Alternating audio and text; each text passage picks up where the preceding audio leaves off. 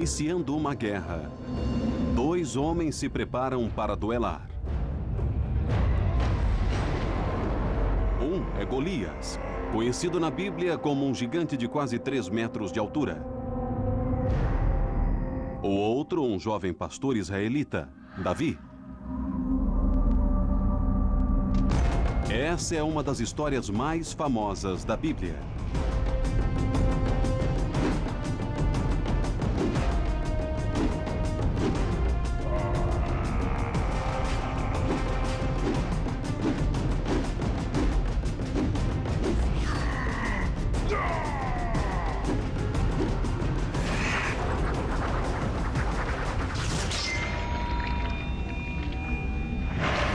Mas por trás da lenda heróica há uma história de ambição sem limites. Assassinato violento. Conquistas em campo de batalha e na cama. A jornada de Davi vai unir um povo, mas não antes de destruir um país.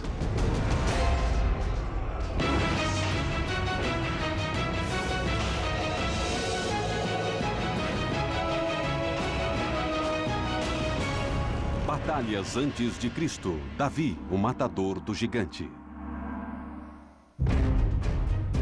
O lendário duelo entre Davi e Golias acontece por volta de 1015 a.C., uma época em que os israelitas travavam uma guerra sangrenta contra um inimigo terrível, os filisteus. Mais de 200 anos se passaram desde que o grande comandante militar Moisés liderou as 12 tribos israelitas pela primeira vez para fora do Egito durante o Êxodo. Josué continuou a campanha militar israelita e invadiu com sucesso a terra prometida de Canaã.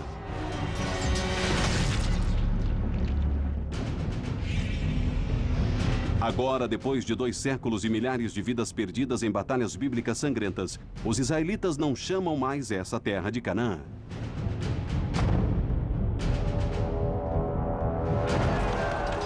Agora ela é seu lar, Israel. Eles se tornaram uma das mais poderosas forças militares da região e estão unidos pela primeira vez sob o comando do rei Saul. Durante anos, a guerra de Saul contra os filisteus encharcou a terra de sangue. Em certo dia, no vale de Elá, somente um vai morrer, mas será uma morte monumental e histórica. Os exércitos se enfrentaram durante vários dias, até o que frequentemente acontecia no mundo antigo. Acreditava-se naquela época que Deus decidia as batalhas, então cada lado escolhia um campeão. Os campeões se enfrentavam e quem ganhasse levaria a vitória para o seu lado.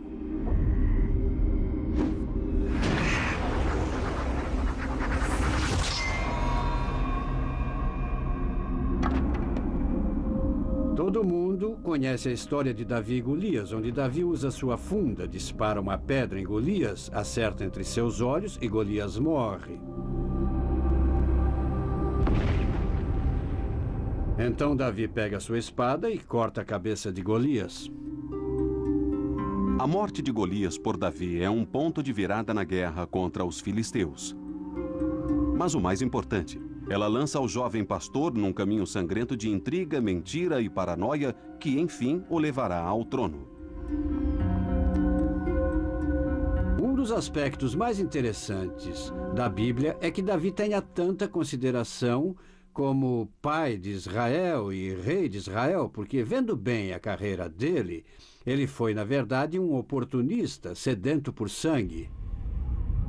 Mais que uma figura mítica, mais que uma pessoa de grande valor, ele parece mais um chefão da máfia. Um homem muito egoísta e egocêntrico que sabia o que queria e estava disposto a fazer tudo para conseguir, inclusive trair e matar seu próprio povo. Um enfoque importante sobre o incidente entre Davi e Golias não é militar, é político e social. O que acontece, por causa da morte de Golias, é que esse jovem chama a atenção do grande rei guerreiro Saul. Davi se torna herói num instante.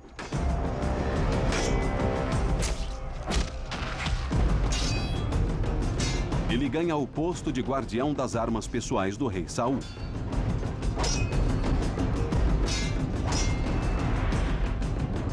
Isso dá a Davi a oportunidade de melhorar suas habilidades como soldado.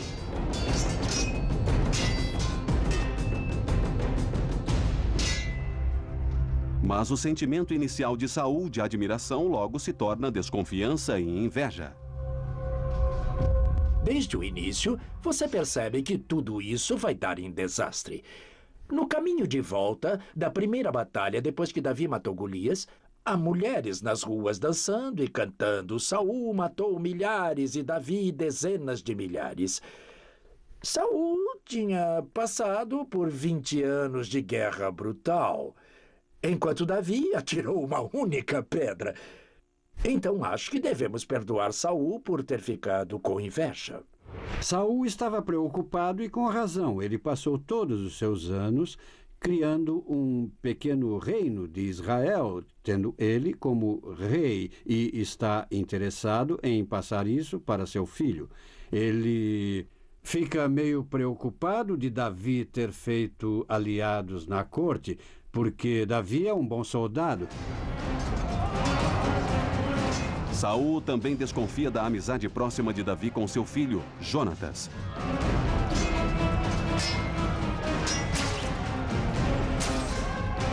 Os dois jovens têm uma relação fraternal dentro e fora dos campos de batalha.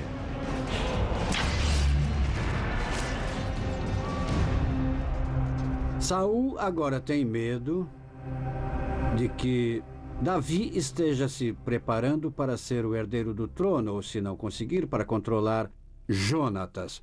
Essa é a base do rompimento dele com Davi. Para fugir de Saul, Davi se refugia em sua tribo natal em Judá, uma região ao sul de Israel. Mas mesmo lá, ele foi caçado pelos homens de Saul.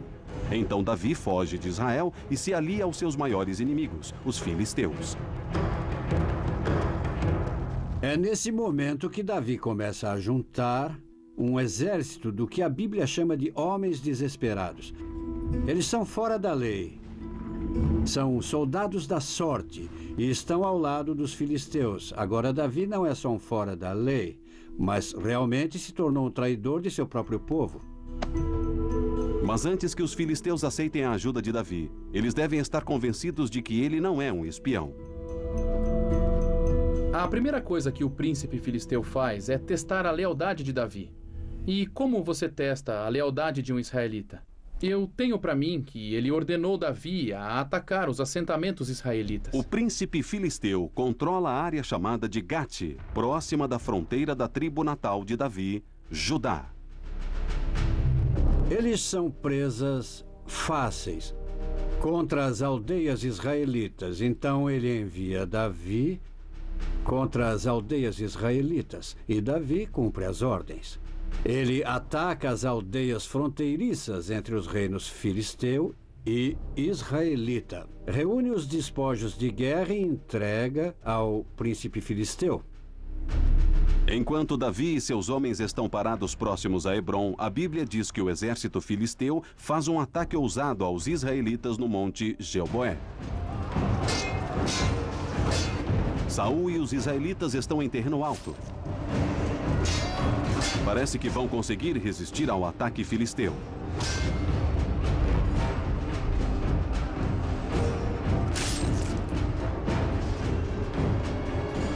Mas os filisteus conseguem cercar os israelitas e vencê-los. Saul e Jonatas estão arruinados.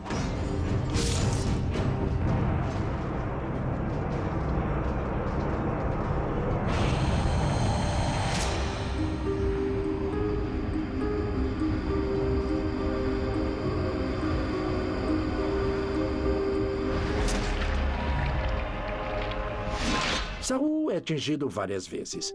Ele vira para seu guardião de espadas e diz: "Não me deixe para os não circuncidados. Eles vão me torturar e debochar de mim." Mas o guardião de espadas não consegue matar seu rei.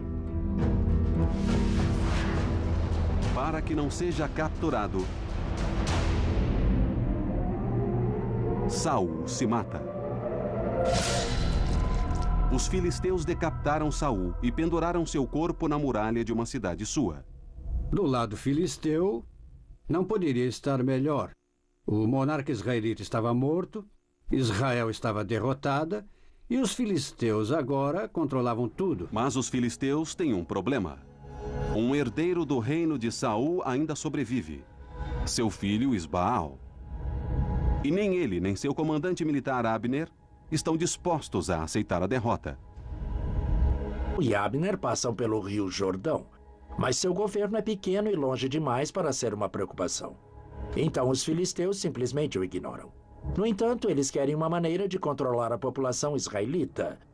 E sua saída é tornar Davi rei. Um mensageiro conta a Davi sobre a morte de Saul e leva a coroa para ele.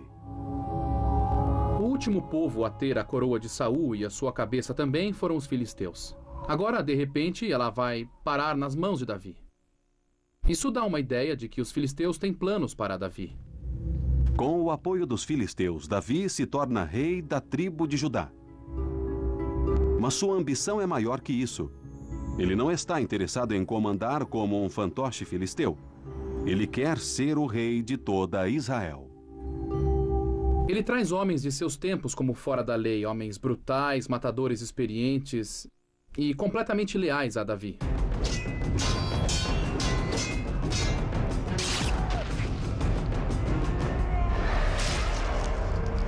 Ele convoca o que chamam de Gigud, que são 600 fora da lei com quem ele lutou, e os estabelece em todas as aldeias e cidades de Judá. Isso foi feito não só para estender seu controle político, mas para que, quando tivesse que erguer uma força de milícia nos territórios israelitas, esses homens pudessem obedecer a ele.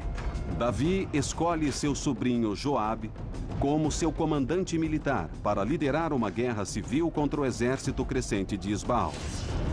Davi sabe que para se tornar rei inconteste de Israel, ele deve varrer totalmente toda a linhagem de Saul. Os israelitas acreditam que Saul foi ungido por Deus. Então, qualquer um dos parentes de sangue dele é automaticamente muito mais legitimado do que Davi. Isso enquanto eles estiverem vivos. Nos 2 anos seguintes, as forças de Davi, lideradas por Joabe, enfrentam as tropas de Isbaal. A cada reluzir de sua espada, Davi se aproxima mais de seu objetivo maior: a coroa de Israel.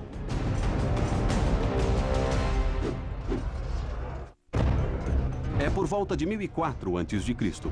Apenas 10 anos depois de Davi ter matado Golias, ele trava uma guerra civil sangrenta para se tornar rei de todo Israel.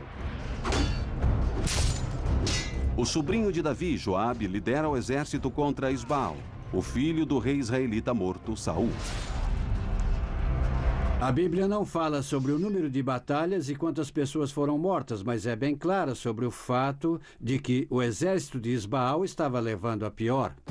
A arma da época era a espada reta, usada para cortar, talhar e atravessar o corpo do inimigo. A lança de madeira de 1,80 m com a ponta de ferro é usada para perfurar soldados inimigos.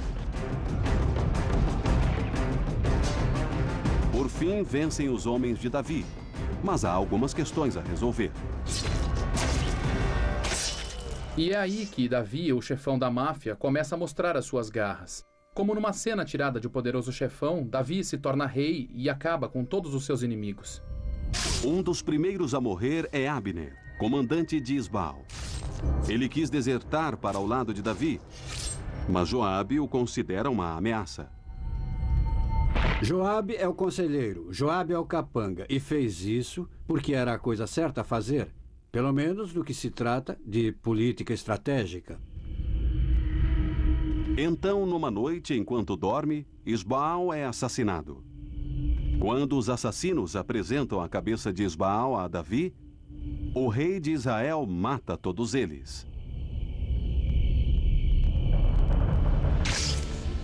Agora, vendo de uma perspectiva siciliana, se você ordena o assassinato de outra pessoa, a melhor maneira de provar que você não esteve envolvido é matando os assassinos que você contratou. E ele os matou assim que eles passaram pela porta.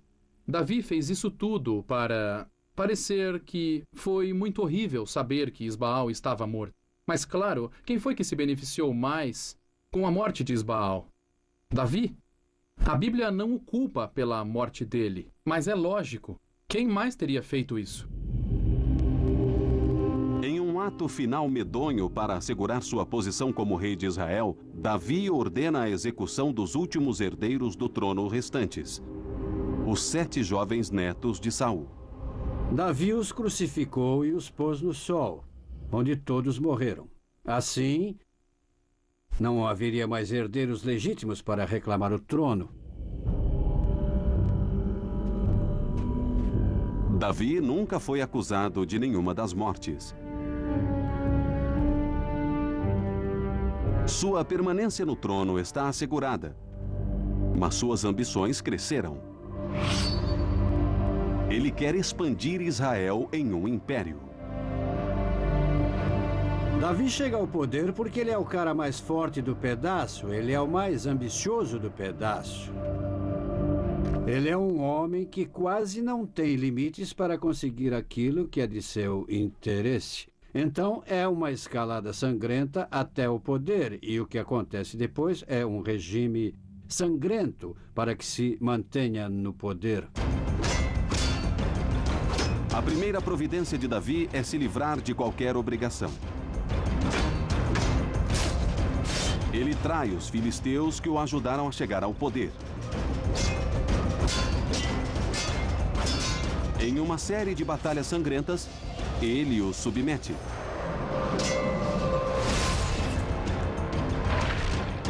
Depois dessa derrota, os soldados filisteus vão lutar no exército de Davi. Eles fornecerão sua arma mais estimada, a biga. A biga dos filisteus, na época, era levada por 2 cavalos. E, geralmente, comportava 2 homens. O condutor e o arqueiro. O arqueiro devia ser muito habilidoso para lançar flechas com precisão, enquanto passava em superfícies desiguais a até 16 km por hora. A plataforma de madeira era feita em uma forma de um D, com o eixo colocado no meio dela, dando estabilidade e força adicional. Com um exército de 8 a 10 mil soldados, Davi toma a cidade de Jerusalém, onde funda a primeira capital de Israel. Ele olha em volta e vê o quê? O que qualquer rei vê quando está no trono: ameaças. Ele olha para o leste e, em suas fronteiras, no que hoje chamaríamos de moderno Vale do Jordão ou Rio Jordão, e há 3 estados que oferecem ameaças estratégicas e econômicas: Amon, Moabe e Edom, que é a primeira na lista de Davi. O verdadeiro motivo dele é econômico. Eles têm minas de cobre e ferro maiores em Edom, e ela fica no meio do caminho do que chamamos de Estrada do Rei. A Estrada do Rei conecta a Síria ao Egito. Davi quer acesso livre a essa importante rota de comércio, então parte para a tomada à força de Edom. Davi se movimenta bem rápido para pôr Edom entre o cerco israelita, e faz isso com incrível brutalidade.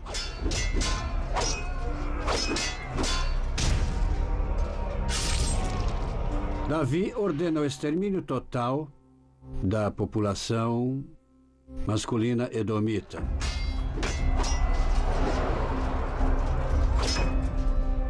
As crianças e as mulheres são vendidas como escravas e o governo é desmantelado.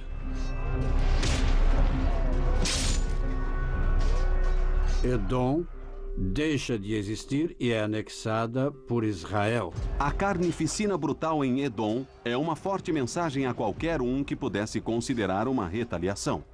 Mas o derramamento de sangue estava só começando. A seguinte em sua lista era Moabe. Tendo conquistado Edom, destruído sua população e reunido suas fontes de recursos econômicos na tomada da Estrada do Rei, o estado logo ao lado de Edom, o estado de Moabe, agora parecia ser uma ameaça à manutenção e preservação dessas fontes. É uma velha prática histórica. Uma área que é quase o estado tampão, de repente se torna uma ameaça e tem que ser neutralizada. É a primeira teoria do efeito dominó da história. Davi sabe que Moabe não é uma ameaça militar a Israel porque está no ponto mais distante do Mar Morto. Mas ele não quer arriscar e é implacável mais uma vez. Davi lidera o exército contra Moabe e faz um trabalho bem rápido com ele. Pelos números, isso poderia levar dias. Mas encontramos uma interessante descrição de como ele lidou com isso. Ele derrotou os moabitas e mediou-os com a corda, estendendo-os no chão. E o que a Bíblia diz é que todos os presos em idade militar foram deitados em 3 fileiras. Bem, os soldados ficavam entre 2 fileiras e passavam todos eles na espada. O que significa, essencialmente, que decapitaram os presos. Pela segunda vez, Davi massacra seus vizinhos, impedindo que se virem contra ele.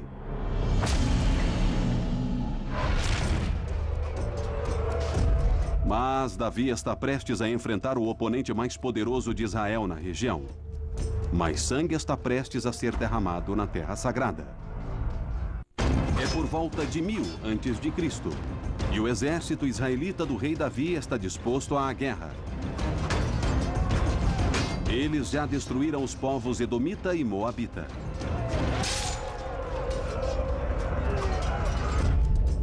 Agora, Davi lidera aproximadamente 10.000 soldados para o norte.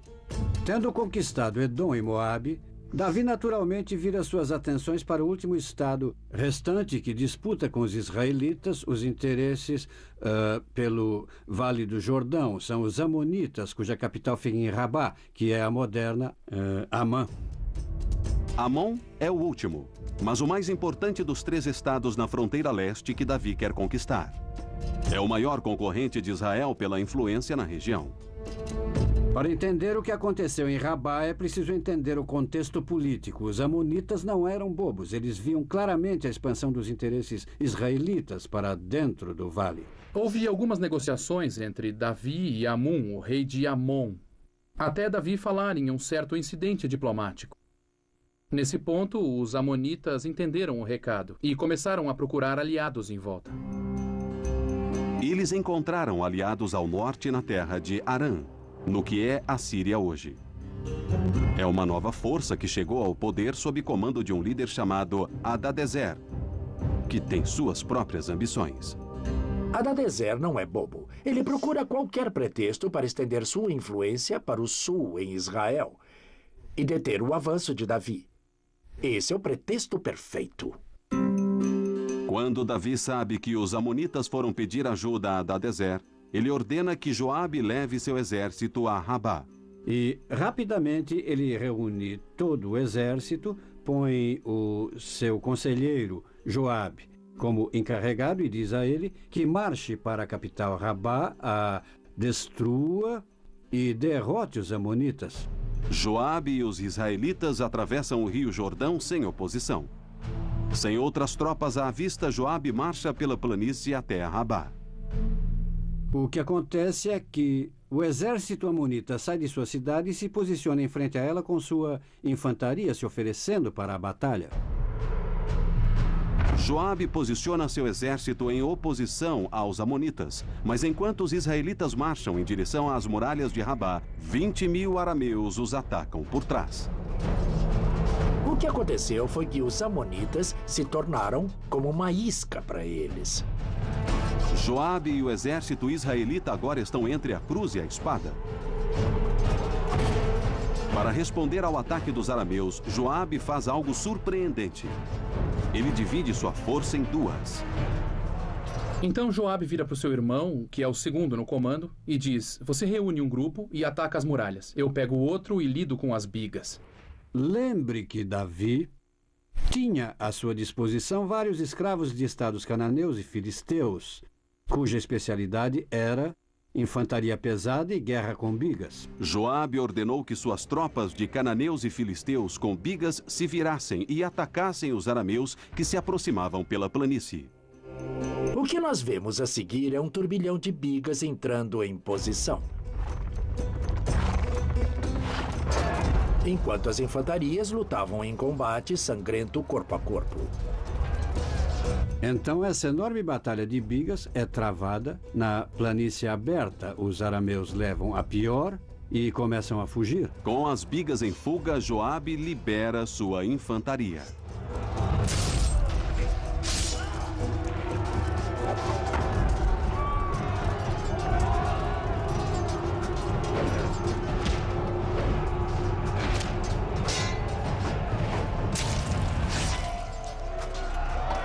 A infantaria amonita agora se mistura à infantaria israelita na frente da cidade, perde a confiança e começa a recuar para dentro da cidade. Assim, a batalha fica praticamente empatada. O sucesso de Joabe com as forças divididas continua sendo uma proeza militar até hoje. Táticos militares modernos sempre ensinam os comandantes a manterem suas forças unidas. Mas isso certamente pôs muito medo em Joabe, porque ele não fez mais nenhum movimento para atacar a capital Rabá. Ele imediatamente pegou a infantaria, pegou as bigas que tinha e se retirou rapidamente, atravessando o Jordão, de volta para Jerusalém, dizendo que aquele não tinha sido um bom dia. Depois da batalha, os arameus recuam para o norte, no que agora é o sul da Síria. Davi não perde tempo. A Bíblia diz que ele ordena que toda Israel se reúna. Quando você ouve essa expressão, toda Israel, ela significa toda a milícia. Provavelmente de 20 a 25 mil homens. Davi leva pessoalmente os israelitas para o norte, passando pela capital Rabá e pelo exército amonita. Ele é um tático esperto, um pouco mais que Joabe. Ele não atravessa o Vale do Jordão, onde Joabe atravessou. O que faz é se mover pelo lado israelita ao longo do Vale do Jordão, usando ele para proteger seu flanco.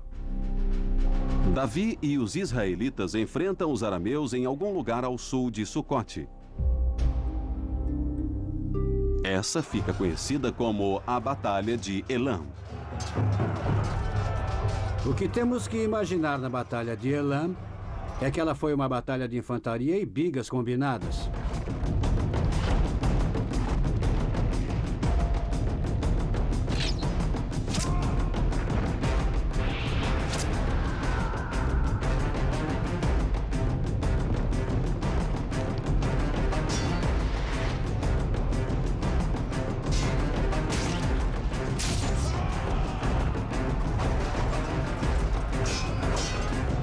Davi se recusa a perder.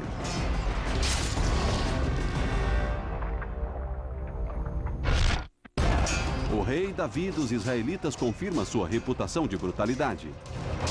Suas vítimas agora são os arameus, e eles estão sendo mortos. Não há grandes detalhes na Bíblia, a não ser que uma batalha turbulenta foi travada e muitos dos arameus foram mortos. A prova disso é que o comandante dos arameus foi morto. Isso pode sugerir que eles foram totalmente vencidos.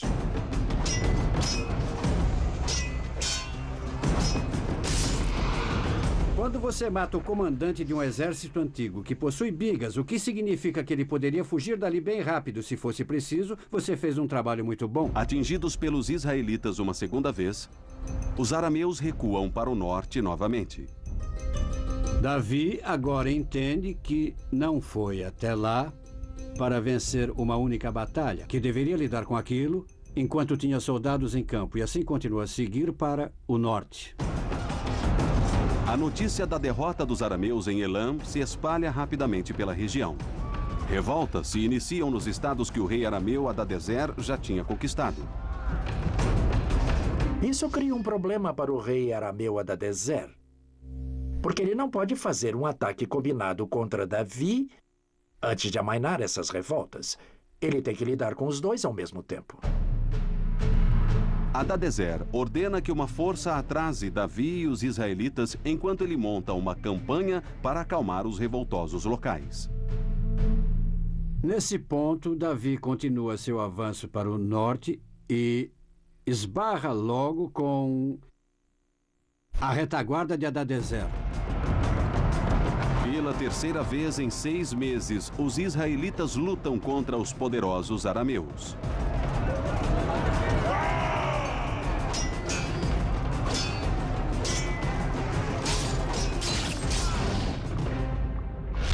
O que acontece é que Davi encontra o exército principal de Hadadezer, uma grande batalha acontece e muitos milhares foram mortos, pelo que diz a Bíblia.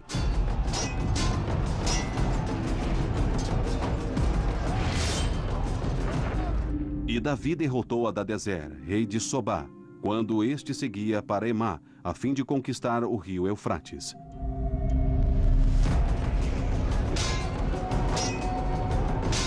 Davi e os israelitas alcançam os arameus em fuga e matam muitos deles.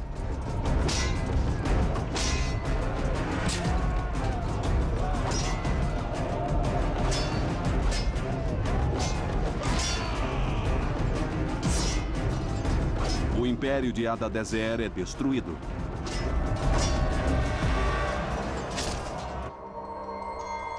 Agora, sem oposição ao norte, Davi exige os estados arameus em nome de Israel. Agora, acrescentando o reino arameu, Davi controla uma área muito grande. E isso é o que definirá o que é chamado de Império de Israel.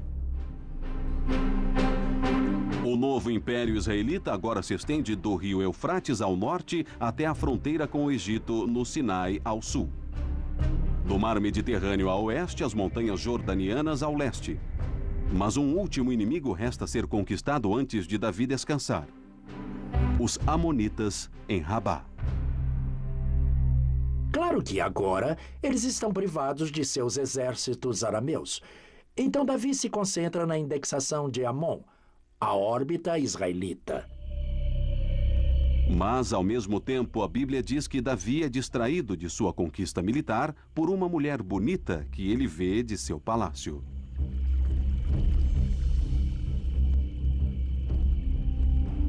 Parece que é nesse momento que Davi se encanta por essa mulher linda chamada Betsabeia. Ao invés de ele próprio levar o exército para a batalha. Alguns analistas suspeitam que o que manteve Davi em Jerusalém foi seu desejo por ela. Ele recorre a seu conselheiro Joabe e diz: leve o exército, se aproxime dos amonitas e derrote-os. Davi ordena que Betsabeia seja levada até ele. Mas ela é uma mulher casada. Seu marido, Urias, o Heteu, é um soldado de Joabe no exército israelita. Escândalo total. Davi é mesmo lendário. Ele é visto como um grande guerreiro e um grande unificador. Ele é o fundador do primeiro Estado israelita, o queridinho da Bíblia, mas muito se fala em suas fraquezas, principalmente com as mulheres.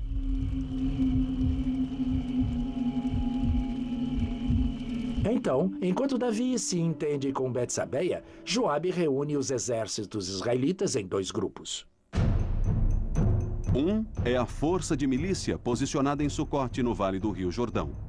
O outro é o exército de elite, formado em maior parte por profissionais na infantaria e nas bigas. Eles marcham para Rabá e a cercam.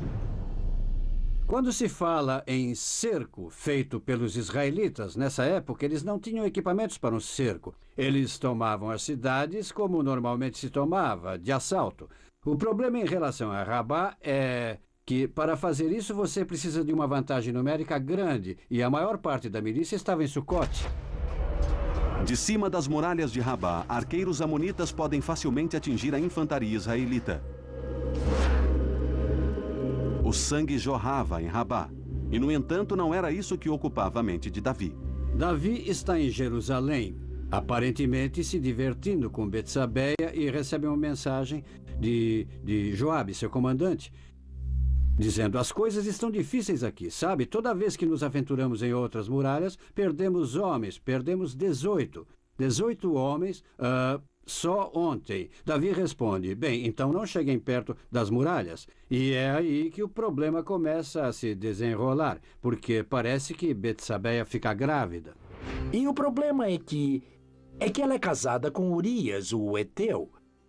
Isso cria um pequeno problema. Urias está com o exército em Rabá, lutando para Davi. Davi chama Urias de volta a Jerusalém. Então Urias, sendo o bom soldado que é, volta a Jerusalém e Davi diz a ele: olha, você foi um bom soldado, está na frente de batalha. Você merece um descanso. Volte para sua esposa, descanse um pouco antes de voltar para a batalha. Pensa bem nisso.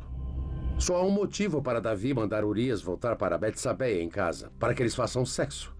Parece que Davi está tentando esconder a paternidade do filho de Betsabeia. Um dia depois de mandar Urias, o heteu, voltar para sua esposa, Davi sai de seu quarto e topa com ele, que tinha dormido do lado de fora. Dá para imaginar como foi a conversa quando o rei de Israel disse ao soldado raso: o que está fazendo aqui? Mandei ir para casa, comer e ficar com sua esposa. E ele disse: senhor, como posso fazer isso quando meus colegas soldados estão em perigo nas frentes de batalha? Eu não posso ir e ficar com minha esposa. Acho que isso seria errado. Urias mantém o código de honra dos soldados israelitas, que quando estão em guerra não devem ver suas esposas, um por todos e todos por um, assim dizendo. Mas quando ele se recusa a ver a sua esposa, Urias sela seu destino com Davi. A Bíblia diz que Davi escreve um bilhete para Joabe e o envia para a frente de batalha com Urias. Ele escreveu uma carta dizendo: coloque Urias na frente da mais perigosa batalha e retirem-se, para que ele seja ferido e morra.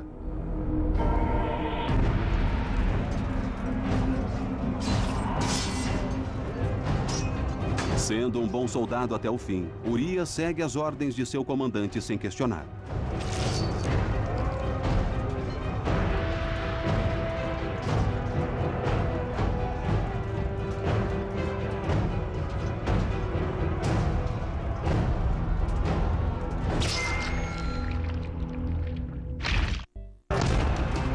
Urias, o heteu, é um soldado de valor que luta pelos israelitas. Mas o grande rei Davi o deixou morrer. Davi, então, não conseguindo esconder a gravidez de Betsabeia, ele simplesmente decide matar o marido dela num estilo quase mafioso. E a quem mais ele pediria isso? Claro que a seu conselheiro, Joabe. Joabe ordena que Urias vá para a batalha onde a sobrevivência é impossível. Nada impediria Davi de possuir Betsabeia.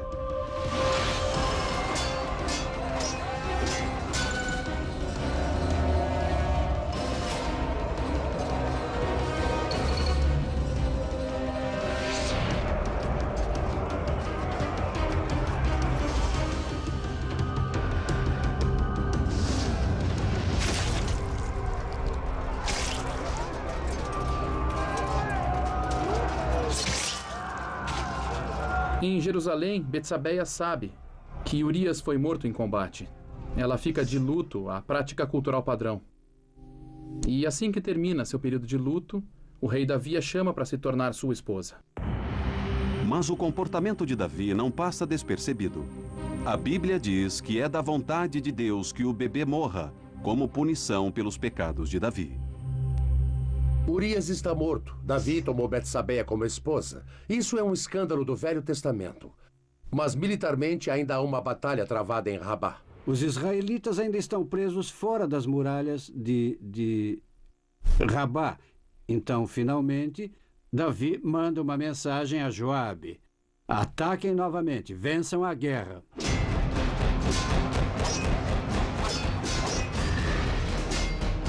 Joabe finalmente quebra as defesas amonitas.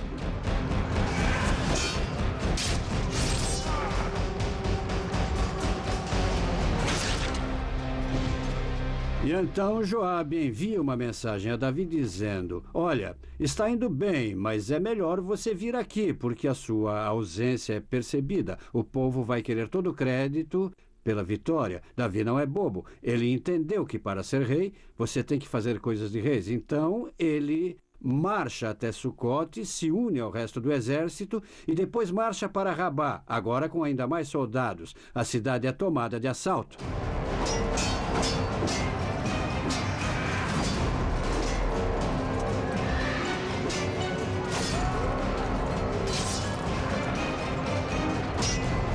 Como em todos os seus triunfos anteriores, Davi consegue eliminar qualquer chance dos vencidos se erguerem contra ele. A matança continua.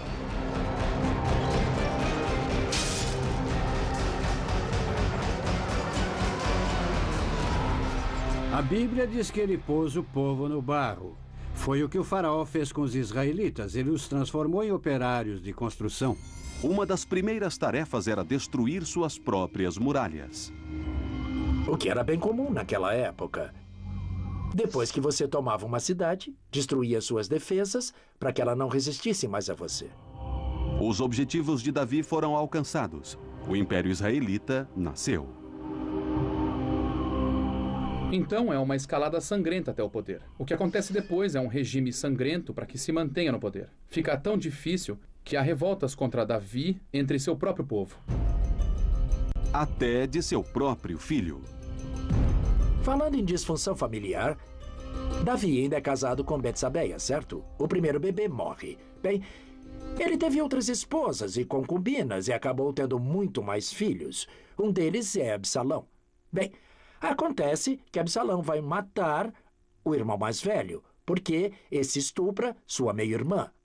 Muito bem, isso vai começar uma rixa entre Davi e Absalão. A rixa evolui para uma rebelião completa. Dois exércitos israelitas se enfrentam no que é conhecido como a Batalha no Bosque de Efraim.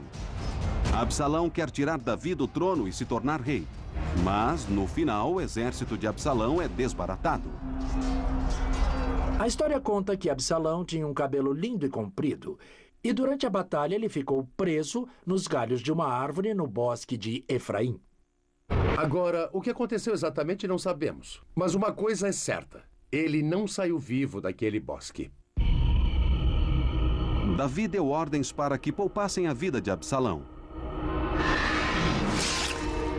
Mas um homem desobedeceu.